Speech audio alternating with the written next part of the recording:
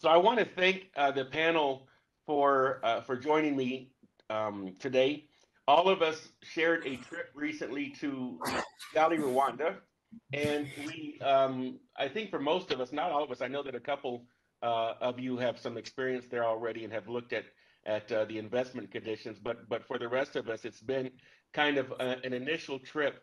And what we want to do on this discussion is to really discuss our takeaways and to discuss what we found, as Rwanda has stated, that and the purpose for our visit was because they wanted to develop a professional services sector focusing on outsourcing, and that may include IT services. We saw that there are some IT support services already being delivered from Rwanda, and also, of course, call center services. So if we could maybe briefly just go around with your takeaways, just briefly, and just, I guess, give us your first impression, and then we'll get down into or for those of you that have been there already, just give us a brief, maybe if you were writing like a 1 or 2 paragraph summary of what your main impression was that you came away from the trip. And I'll start by saying I had never really thought about Rwanda other than, especially being on this side of the Atlantic.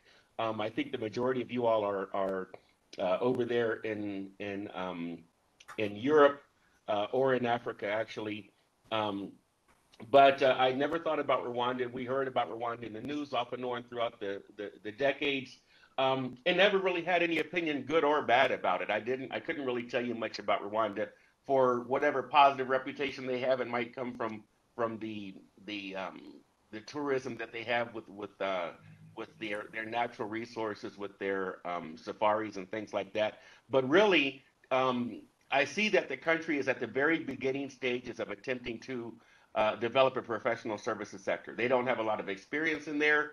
Um, I think they brought us in to get our opinions and candid feedback, and to maybe open that dialogue. And I think they can do what they claim they want to do if they stay the course. We look at success stories like on this side of the Atlantic, where I have most of my experience. Costa Rica was able to build a very impressive IT outsourcing sector. Jamaica started from zero and was able to build a successful contact center business.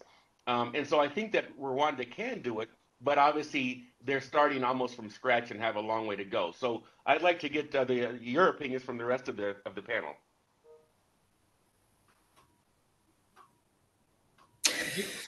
Do you want to tell us who you want to speak first, Loren? Do you want to sort of chair it, and then we know when to come in? I was just thinking that's a good idea, so we can have some traffic control. And since you spoke up, Simon, we'll start with you. Thanks for that. Yeah, well, I was struck by, I had a very positive experience from the country. I'm going back there later this month to spend 2 weeks there on business, etc. I particularly like the political stability and the fact that as a government, they had a determination to succeed. And so I thought that was very positive. I think there is a lot of support from government in terms of helping the private sector become increasingly established there. So that's a positive. I think they need to build a more positive image outside of the country so that we are, so that people are more familiar with the positive sort of attributes that it has. And then on a slight negative, I've always had problems with in terms of broadband connectivity, and I did worry whether that's as good as they talk about it being there, and whether that's an issue for them as a country, or whether it can be improved, or whether it's specific to certain parts of Kigali or whatever. I don't know, but that's something that I thought might need addressing. Great, Rolana. For me, ahead of going, I also didn't have any perception like you. So whether negative or positive, I had no idea. And when I Googled, it was just the genocide. But for me, it was really an eye-opening experience. It was very positive. It was very looking like a very good developing country in any parts of the world.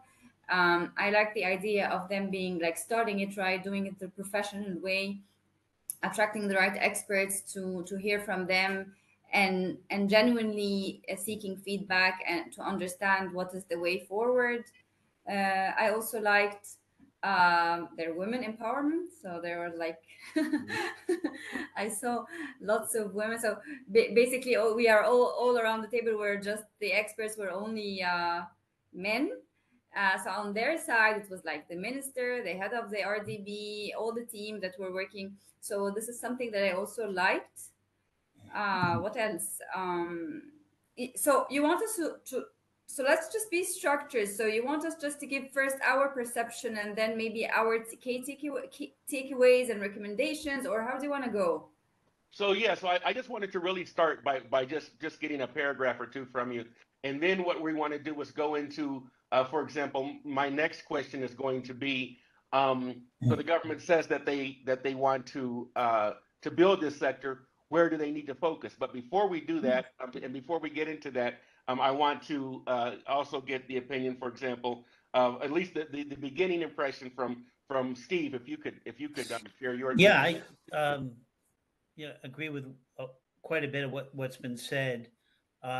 There were several things that stood out for me. Like everyone, all I knew about Rwanda was the genocide that occurred, and because of that, was just so pleasantly surprised when we arrived about the energy, the modernization of their economy, stability of government. Um, that stood out right away. Um, I like the fact that the government officials not only wanted our feedback, but based on the questions they were asking us, they truly are looking for guidance, and I believe truly is going to take that guidance and make it actionable, because I really believe that they're very serious about building this building a BPO network for their country. Um, Lastly, the people we met on the tour, especially um, the technology folks, full of energy, a can-do attitude, well educated, well spoken, really understood the industry that they were working in, and had a lot of great ideas of how to move it forward and to better the overall BPO marketplace there. Great, David. Yeah, I think just again echo what the other guys have said. I think I arrived with having done a few bits of due diligence on the country, and I guess my perceptions initially were essentially it was going to be an arbitrage export opportunity, straightforward, high volume, kind of high touch, high velocity customer management. And I left that definitely isn't isn't the place where Rwanda is going to be operating. Not not another Me Too. I think, like Rolana, I was super impressed with the transparency and the empowerment that they had got across whole groups of society. I think that was exceptionally powerful and would land well with any Western investor. I think the most important thing for me was their investment readiness, the transparency in government, all of the stuff that they've done in enabling government to be operating digitally, the reach out, internationally to look for best practice in terms of that investment horizon. So as an investor, the security of that investment probably, well, certainly from my perspective, I came back with a very much higher degree of confidence in their ability to attract and, more importantly, retain investment from Western businesses in terms of that. So I think, from my perspective, it's a much more investment ready location to look at than I'd perhaps thought, but probably much more in a kind of a lower volume, higher skill, because they're clearly building a capability that is much more focused at the top end rather than at the the kind of the high volume transactional end. Great. And Andrew. Well, I think I would mention three things, and some of the things will basically echo what has already been said, but the talent is the first thing. So I was really impressed by the fact that we met all these women, especially women, because there were mostly women at the company that we visited, and the enthusiasm and the commitment and readiness to actually make a change. That was something that was really impressive. The other thing would be, and that has already been said as well to some extent, the openness. And working with some of the Central and Eastern European countries, I can see that, or I can hear very often that people or governments know what they want to do, what they have to do. They know better. They don't listen to other people's opinions. In here, it felt like everyone was really receptive, and they wanted to understand better, and they wanted to hear what we were going to tell them. And I think the third thing would be this agility in a way. I mean, we experienced a couple of situations that made the people, the organizers specifically, change things right away. You remember this wind and then the rain when we were sitting in the morning at the session, and within literally 5 minutes, everything was arranged, and it feels like it's not only that one occasion, that it seems like there were other things like that as well. And going to Rwanda, I hadn't had any expectations. I mean, I visited quite a few different places around the world, and what that has taught me is that you should never have any expectations, and that's how I approached Rwanda, and I was very positively surprised. You got my point about the contingency. I was going to reflect on this from the because it was amazing when I was like, oh, what's going to happen with our panel? We don't have a panel, and like everything was swiftly prepared. Yes. Yeah. Mark. Yes, thank you. Thanks. Just again, echoing a lot of what everybody has said. The things that struck me, just like Dave, I really had a different impression before going there. And when I got there, my impression of the country changed quite significantly. Definitely a boutique services location, and the ability to, as Dave said, play in the higher end of servicing. But what really struck me was the readiness and the willingness to learn, to grow, to relearn and continue to grow, and to continue to scale. You almost got the sense of oneness and unity as a nation. And when they move in a certain direction, they like, for example, growing their GBS sector, they all move in that one direction. And that's something I think that they could capitalize on in various many ways. And then it also speaks to what Andrew said about their talent, excellent quality talent. When we were into tech experts and we were able to sit with them and converse with them, very, very impressed. They're playing up English as a language skill. I do feel that they should also play up the Francophone component, and to also focus on French talent and developing that capability. And then the other thing was the whole talk that we had around the base incentive scheme, or the incentive scheme in general. And I know there was a lot of heated debate around that, and just how adaptable they were in that process. So they put forward the incentive scheme. Everybody had their say about what was working, what was not working. And I think as an end result, and Martin can confirm and Dave can confirm, was that there's a base incentive scheme in place, but they're willing to customize options for specific players as they come into the market. And I think that's a very, very good play. Martin.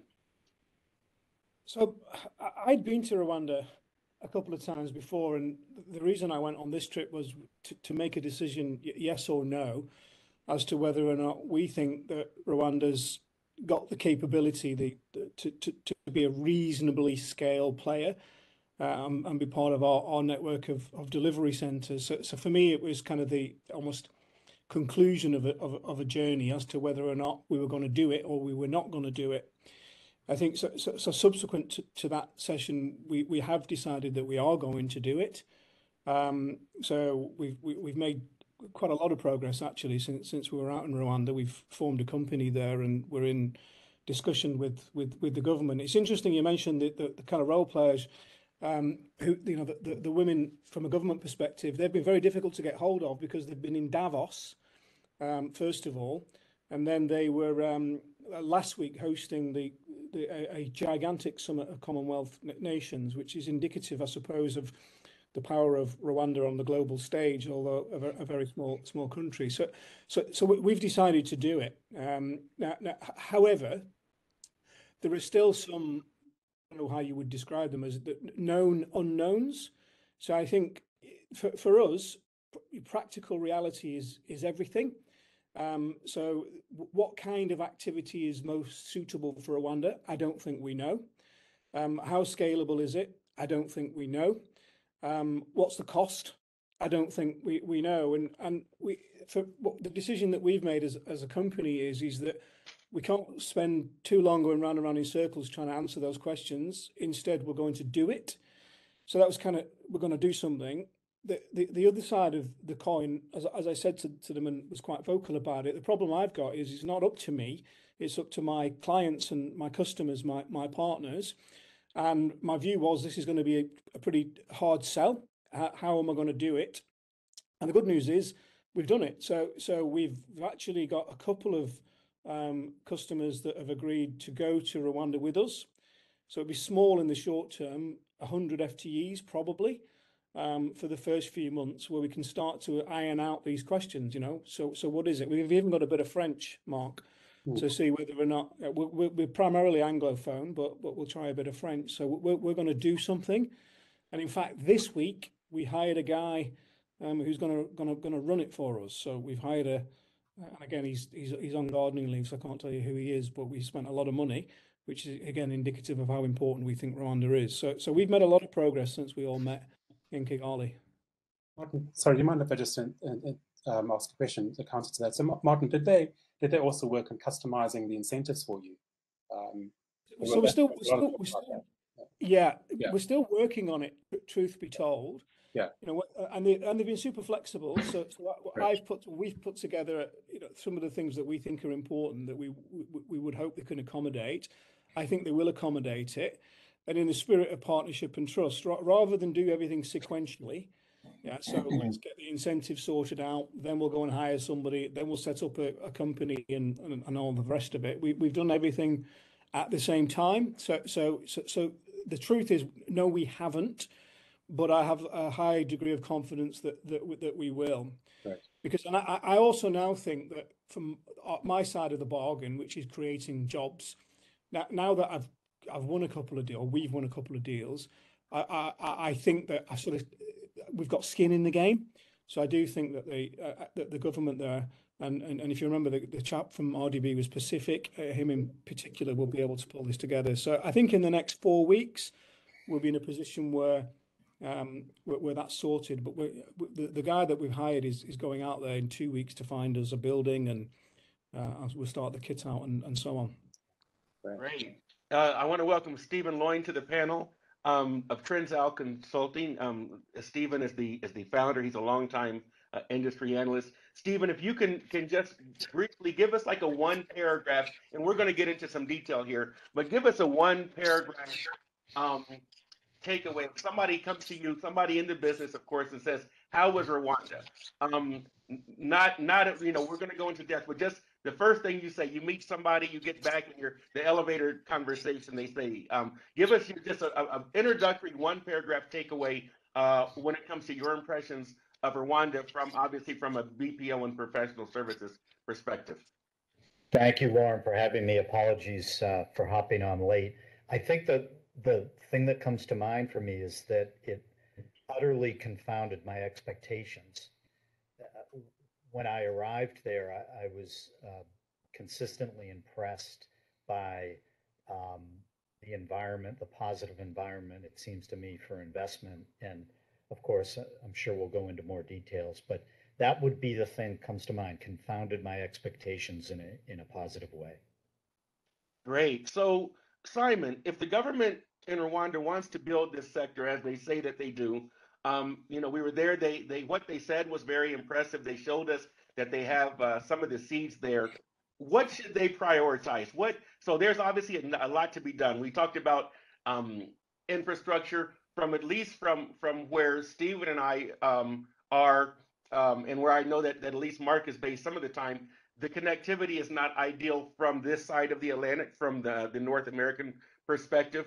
You guys know kind of some of the adventures that I had getting back from Rwanda. It's a lot better, of course, from Europe. I think a lot of you guys were able to take direct flights into the UK.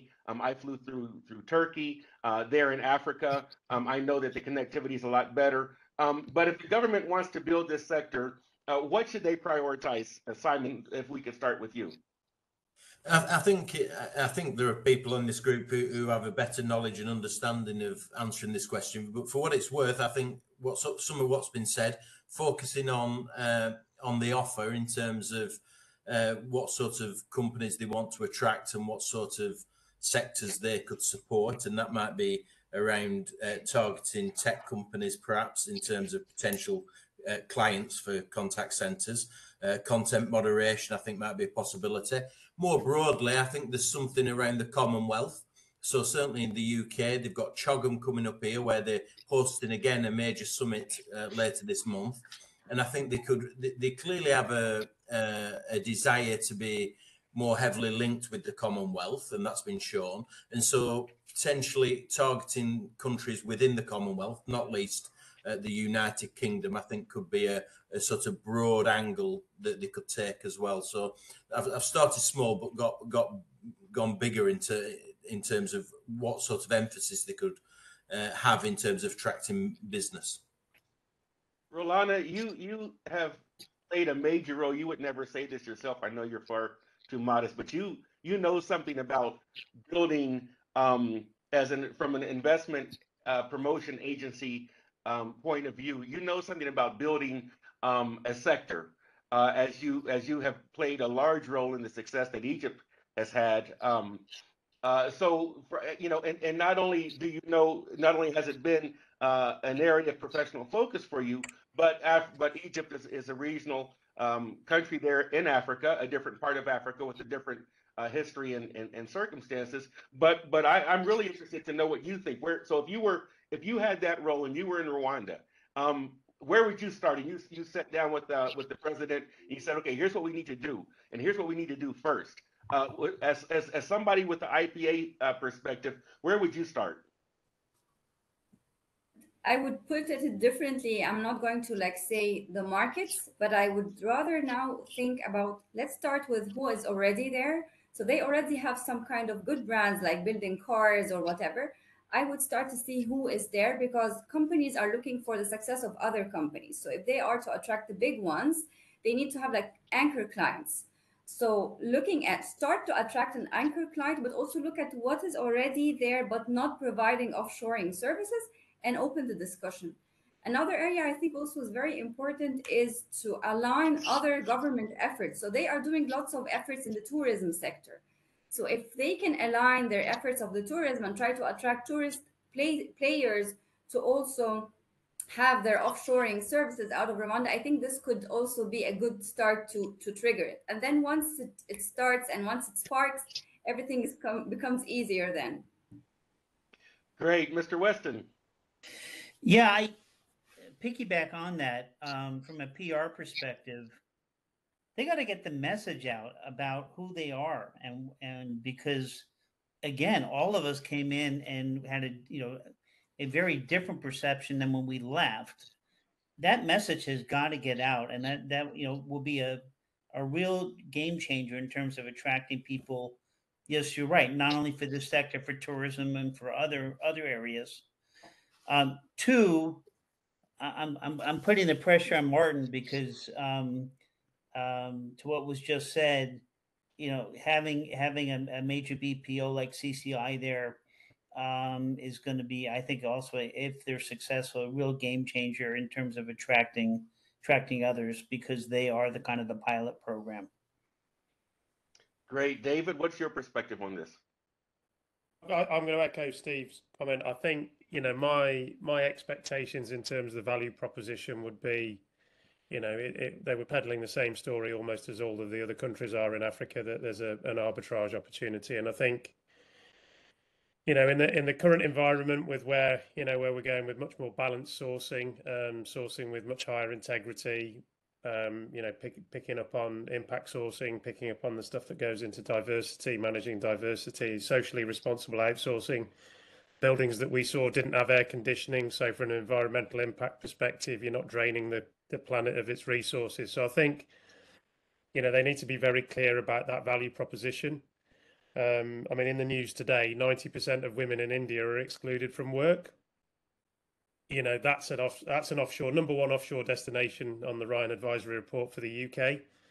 That doesn't look good for client perceptions of organisations that are bending sourcing to meet that type of capacity. So I think for me, Rwanda has got to position itself in that way, and then potentially, if it's got the opportunity to do it, as a gateway to East Africa. That fundamentally is, it's going to be a large population scaling in Ethiopia, Kenya, Uganda, some of those other countries where there is less stability in government, and as an investor looking at those locations, a lot more fragility. I don't want to speak, obviously CCI have got a major position in Kenya, but some of these other countries are far less developed. So I think for me, there's the immediacy of our sector, which is addressing all of the stuff that goes into high integrity procurement and sourcing, and then the bigger play, which is beyond our sector and much more into being an access point and a gateway to East Africa, which I think, they're on a journey to do that. They are definitely punching above their weight, representation at Davos, Chogam, they've joined the Commonwealth. They are an Anglophone country. And we saw that. So, what better place to start than in terms of those bilateral conversations. So, yeah, I think they've got a lot going for them for a small country. Yeah. Right. I think they're like the size of Massachusetts, more or less, and it's not as big as people think about African countries and think they're like these big, vast places. It's not always the case. Andrew, what are your thoughts? I think I will again echo David's words here about positioning, because when we were there, it wasn't really clear, what kind of companies were based they were trying to target. So I think being a little bit more clear, a little bit clearer here would definitely help. And I think also trying to look at the experiences of countries which have similar, which were in a similar situation. So perhaps the size, perhaps the value proposition. Also looking at the perception. I was when we were still in Kigali, I was saying that perhaps looking at the experiences of smaller countries in Central and Eastern Europe could also help in defining that that value proposition, and perhaps targeting also those companies based there, because it seems that a lot of them are starting to struggle with talent. So perhaps those skills that are needed and available in Rwanda could be delivered there, and perhaps the cost would also be way lower than in Central and Eastern Europe. So I think that could be something to think about for the government. Great. Well, Andrew, just as I think of you as my go-to guy for Central and Eastern Europe, Mark Angus is my subject matter expert on Africa. When I have a question about something when it comes to services in Africa. So, Mark, I really am interested in your opinion on where the government should prioritize things. Thanks, Loren. Thank you, and thanks for those kind words. I think I remember actually as part of the panel, we were asked to think about the most important practical steps for the government to take right now with their sector. Top of the list for me, and just hearing everybody's comments, I think it's really needed, is to validate the size and nature of the BPO and contact center industry, or the broader GBS sector. They need to do some research. We need to know numbers. We need to know scalability. We need to know where the talent sits, what their expertise is, and we need to know where they can tap into additional talent. To Dave's point, could they tap into the East Africa market to draw in more talent? And then in that regard, have a dual strategy focusing regionally and internationally. So bringing in regional work, which they already are doing, by landing African GBS players into the country, but then also targeting international work. So they need a country strategy to do that, and they need case studies on some of the players that are already there and the successes they're enjoying. I must just let you know that we have been asked to do some case studies for them, and in fact, I'm going back there in the second week of June. I'll be back in Rwanda again, just to meet with some of the key stakeholders. And the point out of that would be to generate some case studies for them on the sector. So they are looking at doing that, but I think what's sorely needed is the research. We don't know, we don't know the size, nature, or anything of the sector. Great. That actually kind of ties into what Martin said earlier, in that there are known unknowns, and that you can have analysis paralysis and wait until all your questions are going to be answered, but that's not going to happen because the experience isn't there, right? So Martin, what's your take on this? As somebody who's active, at the early stages, where should the government prioritize from your point of view as an operator?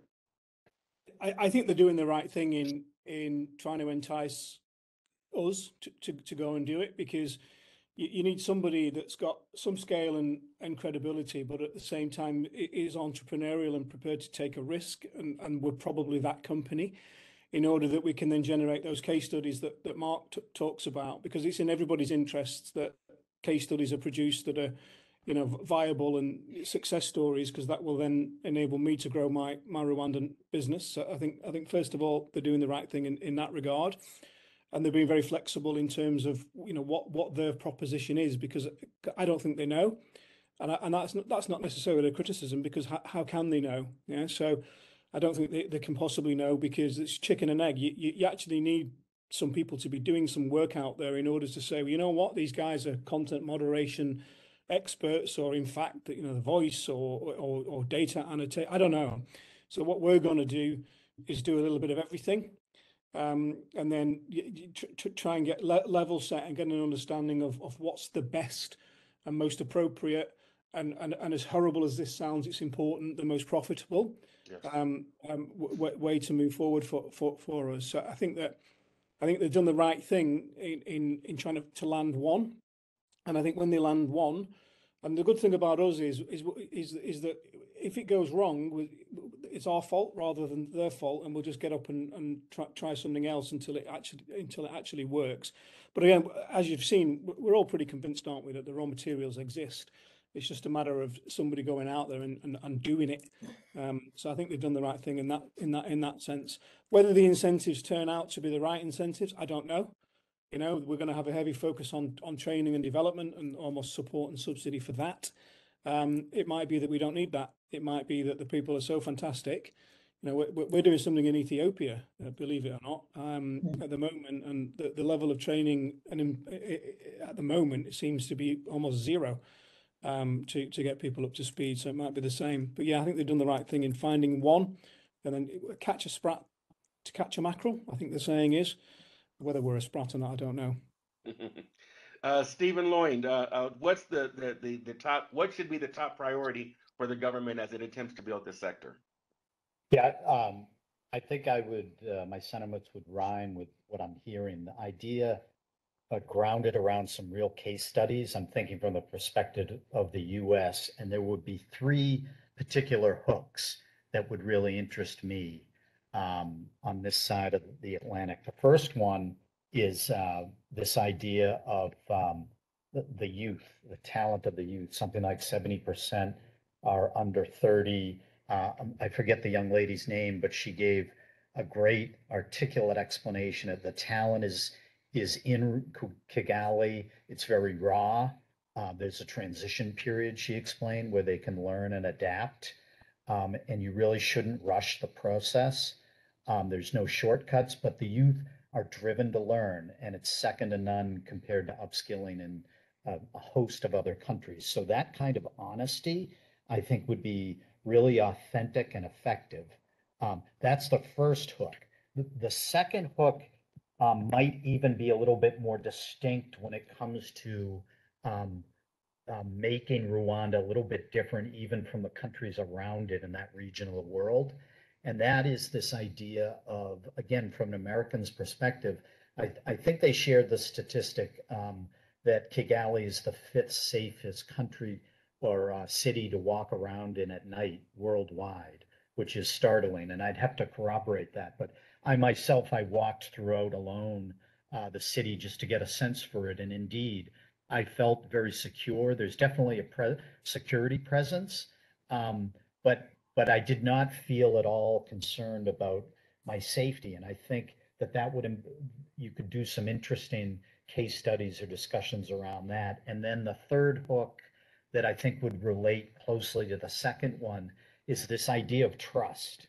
The idea that you know, they're really making an effort to make this a place that you can trust is where issues of corruption are not a significant concern. I mean, no place is perfect, but this really stuck out for me when I was there. So those are kind of the three hooks or themes that I would want to hear about as an American interested in investing there. And of course, if you could get people there to see it, I think that really kind of shocks you in a sense that you really begin to realize what's happening there and you read more about it. So those are kind of my main ideas. I want to chime in here before we move on. And one thing that I'm surprised we haven't heard yet, at least you know, the exact phrase is impact sourcing. Rwanda, when we were there, they took us to visit the genocide memorial, and it was a very stirring experience. And I think that one of the things that we saw is that there is a national unity to build the country beyond that, and to build and to define themselves beyond, you know, like a lot of us, you know, we just Googled Rwanda, and it's either guerrillas or genocide. And I think that, you know, with the country, I remember the statistics of something like 90% of the population makes less than it might have been like $1,000 a month. It was a really low number. I think the average professional, or the average wage median income, was something like $200 a month for skilled labor, not for, you know, unskilled labor. So I think that there's so much that can be done, as now it's like all outsourcing should be impact sourcing, I think, and that can manifest itself in different ways. We talked about how it's very true. I think that Rwanda has a reputation for very low corruption, and it also has a reputation for very high inclusion of women in leadership roles. And I think those two things go together.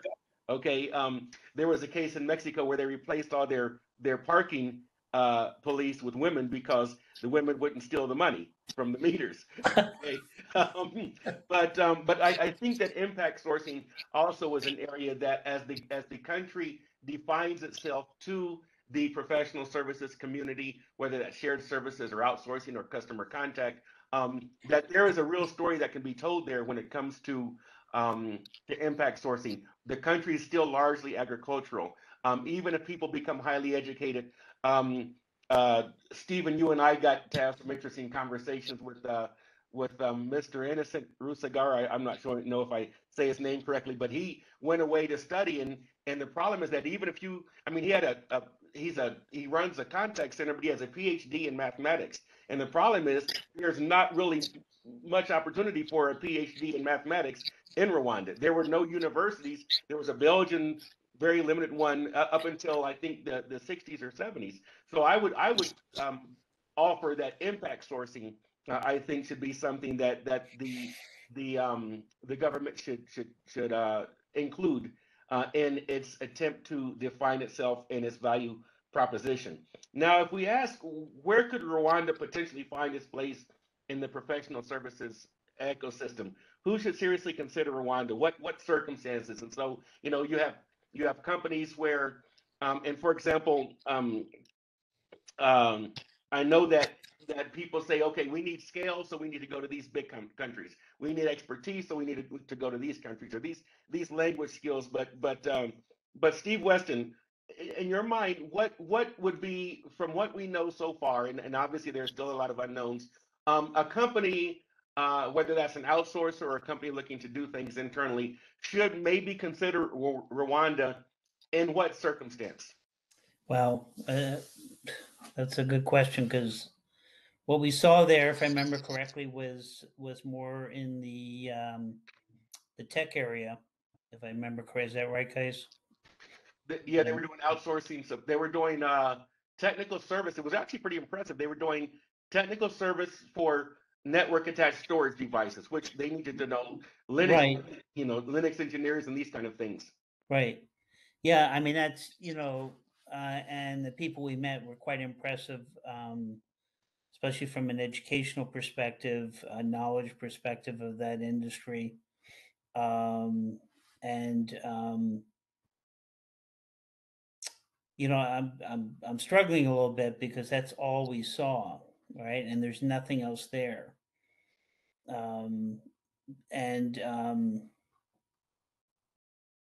So I would feel really comfortable in recommending that type of work for what we know now.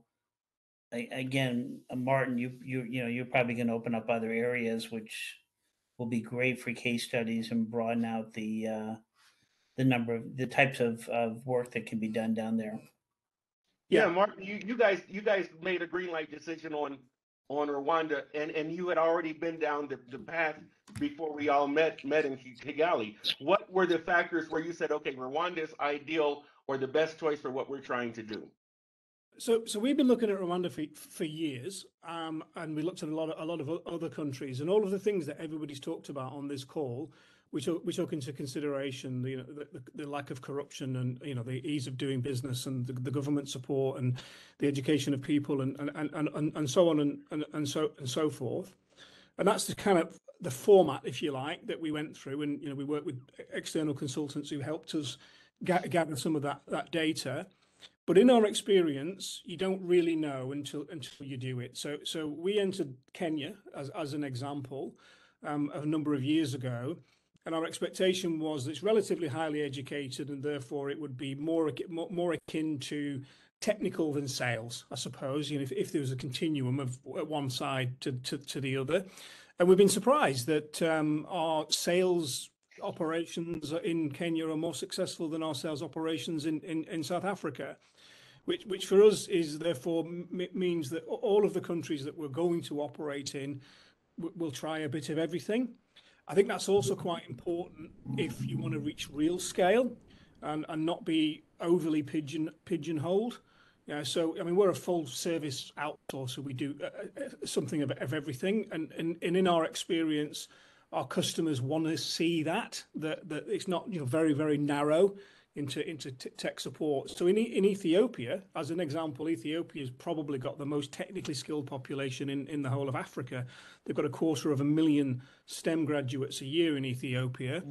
We're actually starting, and we know that it's great. So will they be good enough to do tech? Yes, but we're starting Ethiopia on sales, right? Just to see whether or not we can make that work. So again, you never know till you know. So and that's what we're going to do. And again, as I said, we've got some very friendly clients who are going to go on that journey with us, and if it doesn't work, we'll try something else. So we're doing some in Rwanda. We're going to be doing some data annotation, pretty simple stuff. We're going to be doing a little bit of sales, and we're going to be doing, and this is in the first couple of 3 months, and then we're going to do some inbound customer care. And all of them are going to be US, right? So that's kind of another thing that we need to test, which is Kigali capable of supporting the nighttime economy? Because at the moment there's nobody doing it, and that's the other thing that we had to test in Nairobi as an example. Now, Nairobi does not have a culture of night shifts, full stop, and then we've had to create one. And can we do the same thing again in Kigali? I don't know, because obviously that would, if that's not possible, it massively limits the market. Then you're in a European time zone market-ish, and that's not where the volume is. It's interesting you mentioned that Ethiopia. I have two close friends from Ethiopia, and one of them happens to be a senior executive with Intel, and the other one happens to be a senior executive with IBM. And I never really put the two together, but and I just thought it just was just coincidence. But you're right. You're right. Ethiopia. Um, I didn't realize it was such a concerted effort, but Ethiopia does have a strength there in IT that I probably being focused on this side of the Atlantic was less aware of. Um, uh, Simon, what's your take on the proper role for, or maybe not the sweet spot? Where could the potential sweet spot be for for uh, Rwanda? Well, thinking about the discussion that we've had so far, I got to thinking about what the offer was, or whether there is a requirement for more detail around the sort of pipeline of the workforce that's coming forward, so that we know that I think the population is 13 million people. It's a very densely populated country, but from the visit that we had, we learned something about what the potential was in the workforce. But I wonder whether we need to learn more, or whether they need a better, a sort of South African model of bringing people forward to be able to work in this sector. And I wonder if the government could do more in relation to mapping that out and showing a pipeline of who would be coming forward. We know it's a young country, but I wondered whether there was a need to do more around that whole skill set, build on impact sourcing related to that, but just show a stronger, is it going to be people with lots of tech skills, or do they have language skills? What is the offer? What are the people coming forward? And can they do more? Can the government do more in terms of talking about that? That just struck me whilst we were having the conversation that we've been having. I think that's interesting because it bridges what the government's role is, and then what the country's natural strengths and areas of advantage can be. Rolana, you've had experience in taking a country and helping to position it as far as saying, hey, for IT services, this is what Egypt's unique value proposition is, and you've been successful in doing that. When you look at Rwanda, what do you see when you say Rwanda could do really well focusing on fill in the blank? Where is Rwanda's potential as somebody who not only has the investment promotion perspective, but also being there regional to Africa? I agree with Martin is that you don't know until you actually work, and know it's too soon to say. But what I also know is that providers are already like the isolation between, for example, the BPOs and the ITOs became somehow blurred. So they are like converging. So now you see customers are and so the BPO customers are also demanding high tech stuff, and they need to have the digitally enabled and the chats and everything. So things are being integrated. So I believe there are lots of players who actually offer the entire spectrum. So those players would be a good ones to start with, because they will test it out very shortly. This will be like prevalent if it's easy to move on and expand in the IT part, or expand maybe on the sales part or whatever. And I think also from the profile of a client, or I mean an investor that they would like to attract, I think also entrepreneurial mindset investors would be easy to attract, rather than like the very legacy ones. So like the example of CCI, so they ventured into Kenya and they ventured into Rwanda. So this type of organizations that they are agile in their thinking, agile of taking decisions, these would be the ones that would be easier to attract. Great, and I know you all have been generous with your time. I know we're coming up on the hour. I do have one more question that I want to get to, but if anybody has to jump off, I do understand. But before we go to the last question, I want to get Stephen, Loren, your perspective on if you're talking to outsourcing clients in the U.S. or maybe even shared services or internal operations companies. When would you say, hey, maybe you ought to take a look at Rwanda? Who would you say that to? Well, one example might be, as I listen to the conversation, it's a point you made, Loren, a few minutes ago. From the perspective of a BPO, here's a unique location that might allow them to talk about how they're empowering women in particular, because there's such a strong pool of that type of talent in Rwanda. And this, makes me think of Tom Peters, the management guy. I just watched a video last night on his new book. And one of the big points he's hammering on is that on average, women are better leaders. And if you've read Tom Peters' last couple of books, he's drilling this point. So maybe there's an opportunity, long way of saying, for BPOs in particular to be able to say, hey, this is part of our portfolio, and this is part of what makes it distinct. Mark, what's your perspective as you look at, you've got clients there, and you might say, hey, Eastern Europe might be a good fit for you. Central Europe, we've had conversations in the past on, hey, these guys might be a good fit over here in the Americas. What do you see? Where would you say, hey, take a look at that, maybe Rwanda, as you're looking at the EMEA region? So I would say the people that we're speaking to, or at least the buyers that are actively looking, there are two. It sits in two distinct areas. One is for them to, for any African homegrown GBS or BPO operators. That's one market or one area that would I feel would be attractive to Rwanda. So you've got a lot of, for example, South African homegrown BPOs. CCI is a good example. That may be interested in expanding and want to expand further northwards, and so set up in Rwanda. But I think their market internationally sits within the medium to mid-sized market, and I think that's where they should go after. They shouldn't try and compete with the other locations such as South Africa and Egypt and go for the larger outsourcers, larger brands and players. Focus on the small, medium, mid-sized market and bring in the smaller numbers of seats, smaller FTEs, but at the end of the day, they add up, and I think that's where they should be focusing. David, what's your take? What's your opinion? Well, look, I'm very fixed on my view, and I've shared it with the guys at RDB. We have to be open and honest. Kigali is the only place where you're going to be outsourcing in Rwanda. It's not very big, so we're not talking about a big industry. We're probably, if you take the 20 years plus of experience of Egypt and South Africa, we're trying to condense that 20 years probably into a couple of 3 years. And if they've got an aspiration to get to, 5,000 jobs or 10,000 jobs, let's start with the end in mind. My view is very fixed. You've got to go in the short term to second and third generation clients, so people who are prepared to consider and take a risk on a country and a location.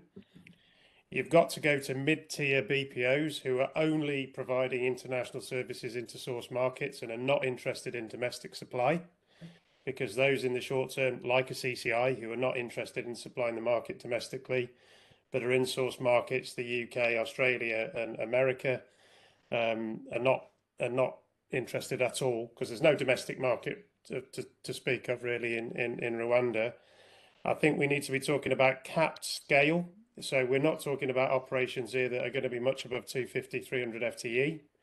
We're not going to be talking about operations that are going to be running 24 hours back to back with shifting through buildings, because culturally it's not that type of place. So I think we need to be very, very specific about the niche and the organisations that they talk to. And it will be providers in the short term.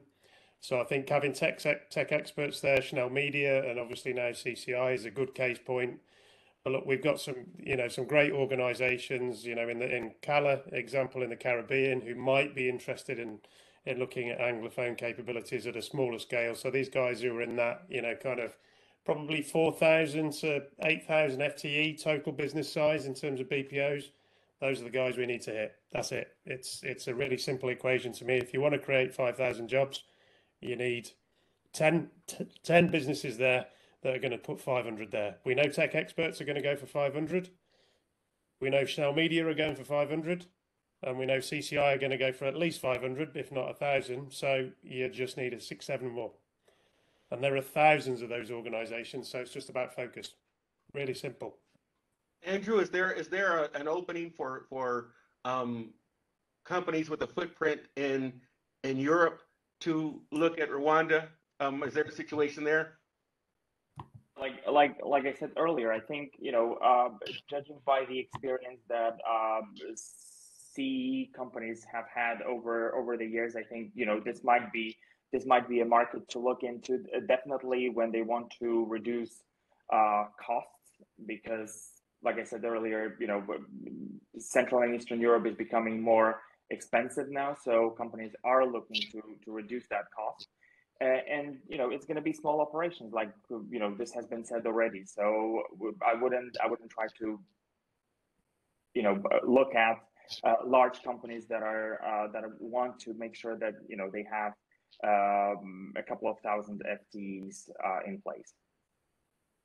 I think I'd agree. I'd just agree with Andrew. I mean, there are some amazing multilingual operators in Eastern Europe that might need Anglophone capability at an economic price point that's attractive, given the Anglophile nature of systems and infrastructure. So I think the growth that we've seen in Eastern Europe and those providers that have done exceptionally well and do an amazing job might want some additional software or support in some of those services, and that's where I think, for me, Loren, it's just been capturing and being focused into those businesses. Now, if I can add one more thing, sorry.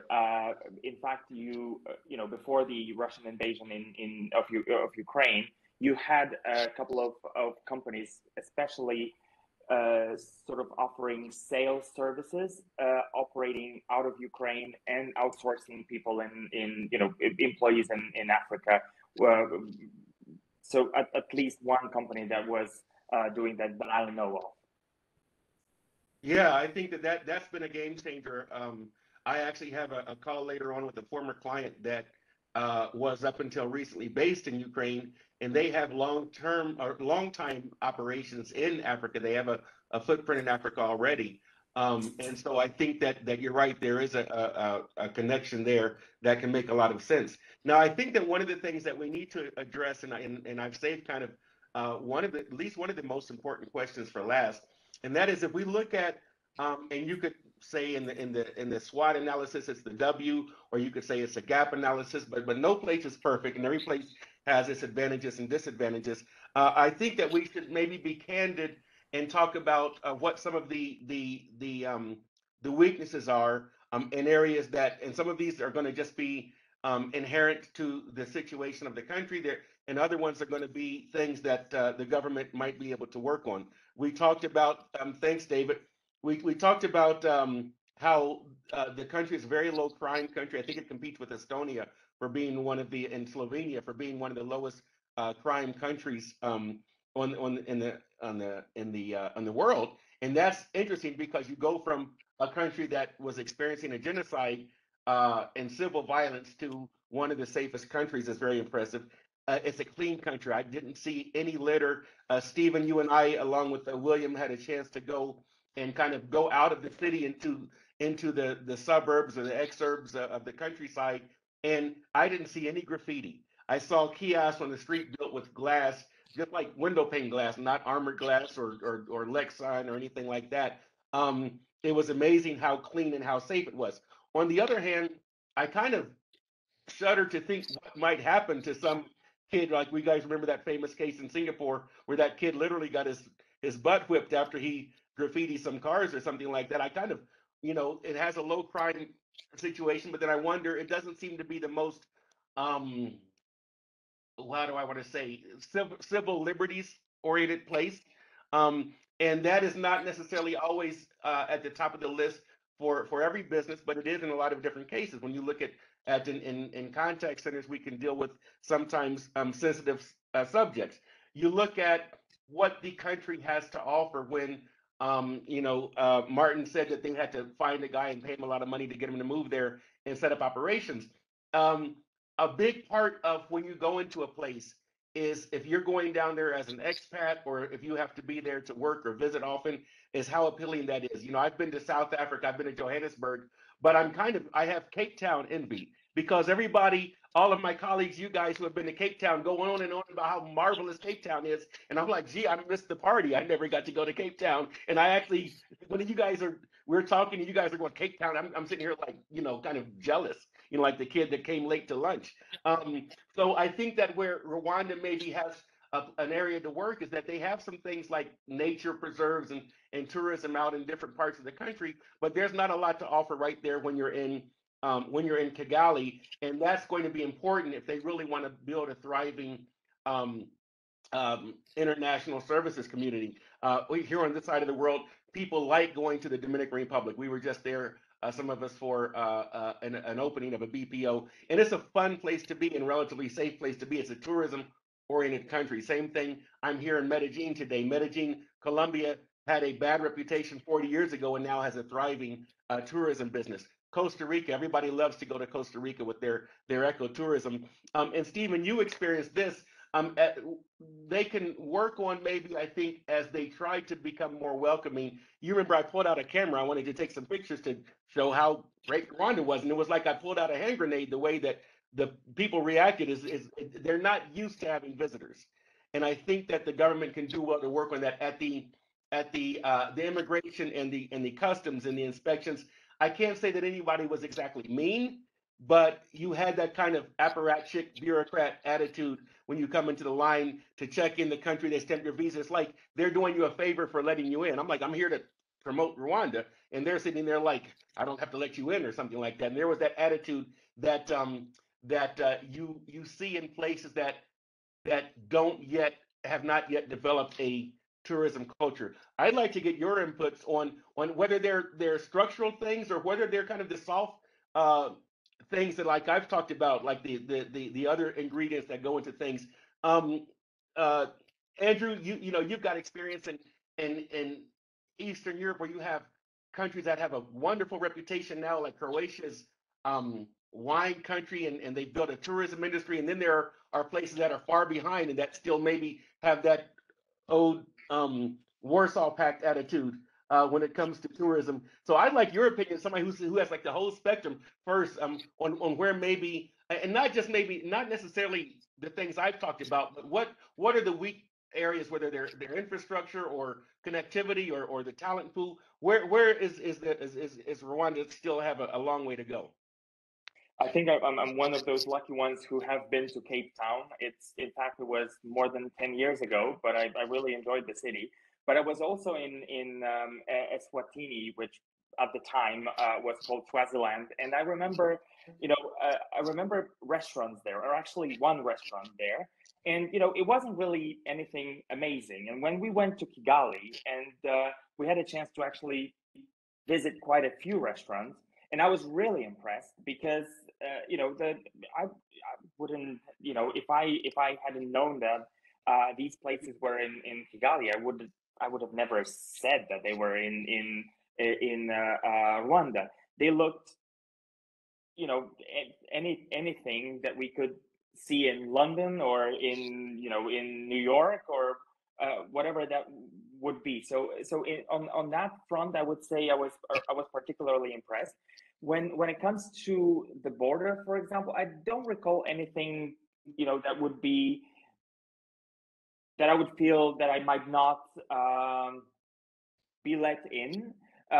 It took us because I think we arrived at the same time with Turkish Airlines. It took us a moment to go through, especially with the tests, because we had to do 2 different tests upon arrival. But I think in general it was quite okay. So I don't think there must be any improvement here. When you have countries that start working as tourist destinations, they need some time to kind of process that, to get used to the tourists, to get used to the inflow of people. And I think within a couple of years that will improve if there are still any and if there's still anything to improve. Stephen. Yeah, I'll just quickly add that any place that's functioning as far as governance goes as efficiently as it seems that Rwanda is, like a little Singapore or such, I think that you have to expect that other side of it, that you referred to, Loren, and the answer that I would give to that concern that you've kind of broached is, I back to my idea that I really appreciate the honesty with which they talk about everything from the young talent takes a little bit of time, but it's there, to I love the authenticity and honesty, how they confront what happened in the 90s and they brought us to the museum. So a long way of saying, I think most people that are investing there, doing business there, will understand some of the more strict approaches that they might take to things because of the history that they come out of. And that doesn't mean, and Elvis and I had a lot of conversations around, there are some concerns that you're referring to around how strict the place might be and authoritarian even, that type of accusation. But I think an awareness of history and being honest and authentic about it will go a long way to addressing those concerns. Mark, I'm really looking forward to your input, knowing just your cosmopolitan history coming from Zimbabwe, having spent time throughout Africa, throughout the world. What's your take on and I don't necessarily want the answer to focus on this kind of cultural thing that I just brought that up kind of as an example because we can talk about infrastructure or connectivity or the skill level of the workforce of all these different things. But that's one ingredient that's there, and you've got to think about these things because they're all ingredients. So Mark, I'd love to hear your take. Specifically on the sorry, I know you said not the cultural aspect, but generally perception wise, on the country itself. So yeah, what are the areas? What's the gap analysis? If we talk about a SWOT, what's the W in the SWOT analysis? Okay, great. So I think it sits within their need to. Generally, I'm just going to speak generally. Mm-hmm. I was super impressed with the country. It was beyond my expectations. The cleanliness of Kigali, the amenities, the infrastructure in place, all of that was there for me. I think what I sensed, and it came from not only some of the delegates that were there, but also some of the people on the ground that we interacted with, was it's going to sound funny saying this, but is this real? So the fact that they are so united, is that sustainable? And also, having gone through what they did, with the genocide, and now into this new period where there's this unity, this oneness in the country, is that something that they can continue to uphold and sustain, especially when the current president, moves on? Right. And I think that's just something that stood out for me. That was kind of an underlying theme from the people I was speaking with throughout the whole trip. If they can, fantastic. If they can keep that up. In some cases, there were comments that were being spread around about it. I think you actually mentioned it yourself about it being so there is quite a bit of control, centralized control, and is that a good thing or a bad thing? I actually don't know the answer to that. I think in this case we've seen the payoffs that they've had. That economically, in a number of ways, the talent that they developed, the way that they focused, is all paying off. As to other weaknesses, I think probably the fact that they are still that they still are finding their way around and finding their ground in the GBS sector, and they haven't clearly articulated where they're going to focus and how they're going to focus. I think that's a weakness. They need to quickly address that, and they need to understand where their niche domains are, what buyer personas they're going to go after globally, who those people are, what source markets they're going to go after, and I think they need to articulate that strategy better. I think there's a weakness there. But otherwise, yeah, I can't think of anything else. Rolana? Yeah, for me, I think the major issue is the language. So it's okay that the country is not multilingual, but they said it's 1 million people who are able to speak English out of the 12 million. So this is like 8 out of each 100. So I think That could be the weakness that I see, because English is like it's English, it's default. So if they are unable to expand their language capabilities quickly, that could be a key, like a stopper for the scalability.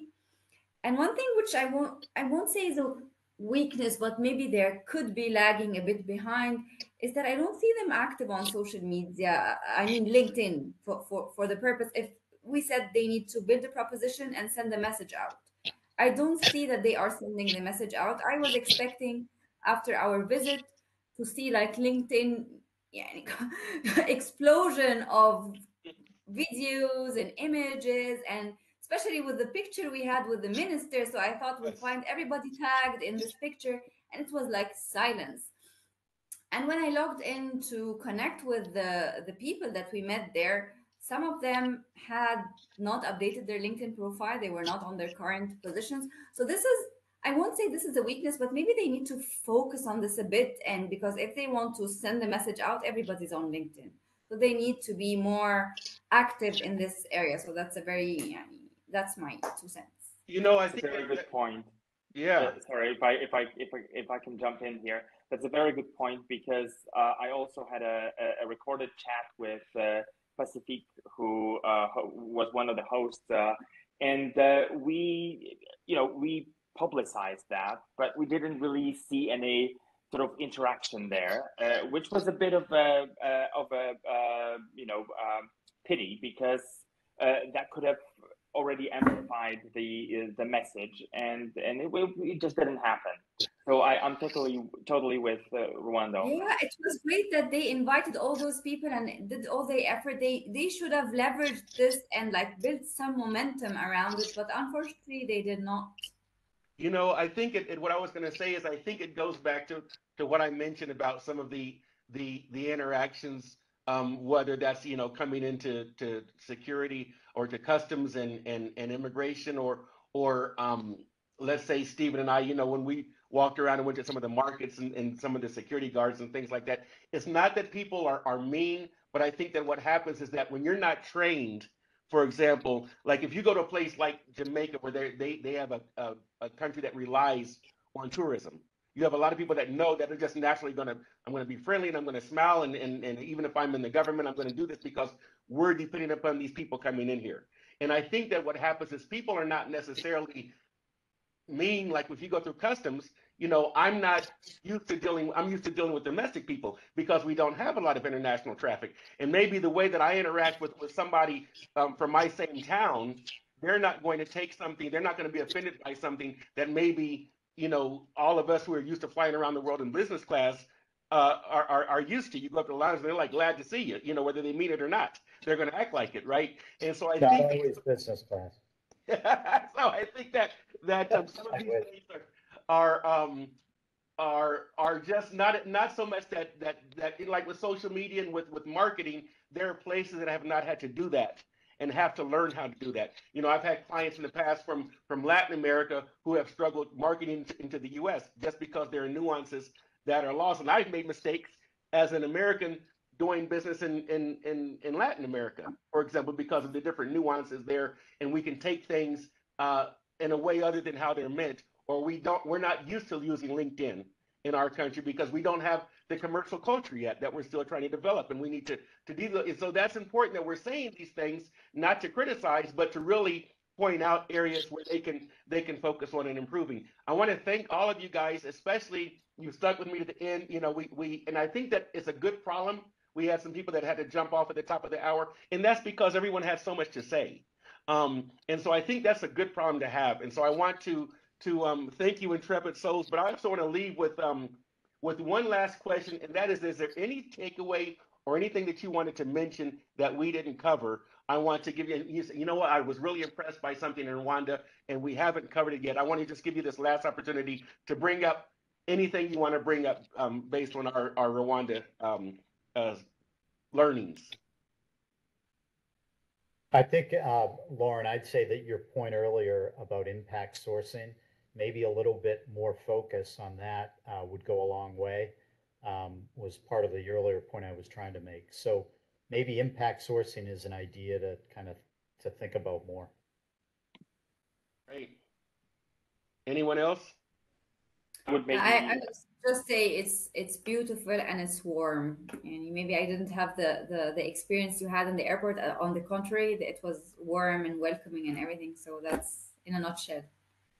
Let me clarify. I didn't have a bad experience.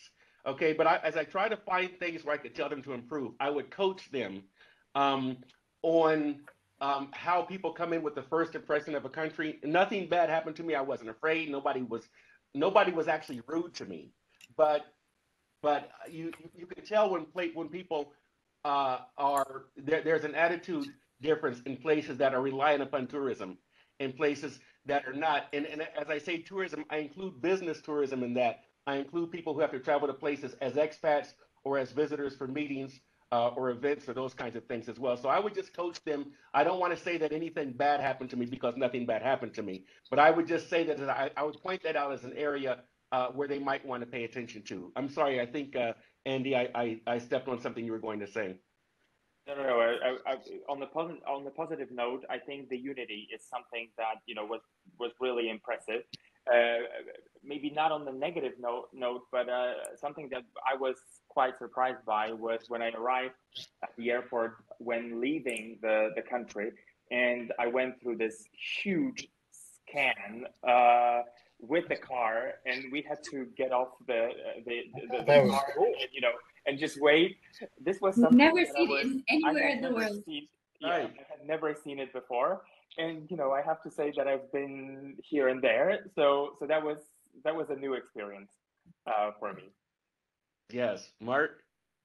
No, I think nothing more to add. I think everybody's said, but I think there were what impressed me was arriving and how seamless the process was from passport immigration through to the COVID tests. That also was surprising. They did the on the spot COVID test on at the airport, and I think the other thing that other surprises for me were certainly the just the amount of investment that's already there, the amount of infrastructure investments that's there, that they've already garnered, how they've already won that. I think that the only thing that probably is that I'd like to also mention is the how humble they were. So when we were in the meetings, especially that last meeting when we were all there and we met with the minister and the CEO, very surprised at how humble they were.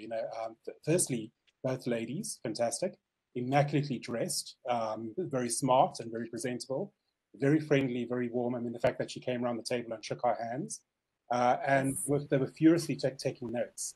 I was sitting there, I was just thinking, I just wish that a couple of other government people could come and learn a thing or two from them. They're just very, very humble and just willing to take in things and to learn. I think that's what's going to stand out for me.